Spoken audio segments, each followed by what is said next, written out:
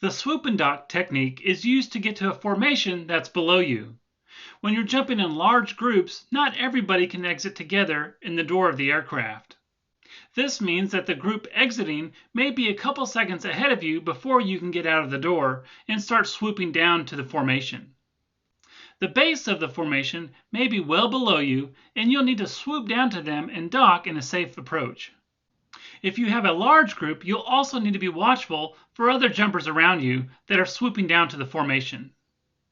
If there's somebody exiting in front of you that's swooping also, you can follow them, but be prepared to stop rapidly if you need to. We'll practice the swoop and dock technique with your instructor.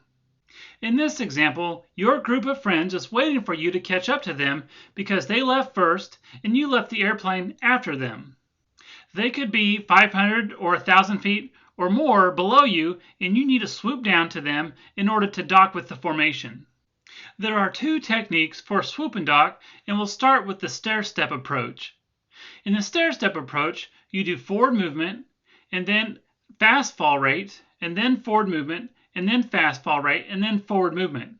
This stair-step approach takes a little bit longer, but is a little bit safer of an approach because you don't build up a whole lot of speed doing short amounts of forward movement each time. Different skydiving centers start with different techniques, so you may start with this approach and then transition to the more advanced swoop and dock. The next type of approach is a swooping approach and requires a little bit more skill and is a little bit more advanced. In this approach, you actually stay in the forward movement dive position for a longer amount of time and pick up more speed. About halfway between you and the formation is where you'll start to go into an arch position and start slowing down and then adjust your distance. From there, you can go back into forward movement into a dive if you still need to close the distance. In this technique, you'll use the start, coast, and stop method. The start, coast, stop method means that you'll start the approach, you'll get into the body position that gives you forward movement. Then when you go into the arch, you're actually going to be coasting still from the momentum you had from starting the dive. After you're coasting, once you get closer to the formation, then you can go into a full stop position by extending your arms and going into the slow fall rate position.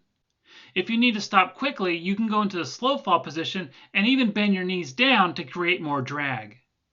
While you are learning this technique, it's best to aim to the left or to the right of the formation just in case you have too much forward speed and you can't stop, you don't slam into the formation. It's also bad to go under the formation because that can burble the formation and cause the whole formation to funnel. It's also bad to go above the formation because you could get in the burble of the formation and fall through everybody in the group. So while you're learning, aim to the left or right. Then if you're able to stop at the right time, you can turn and use forward movement to dock with the formation.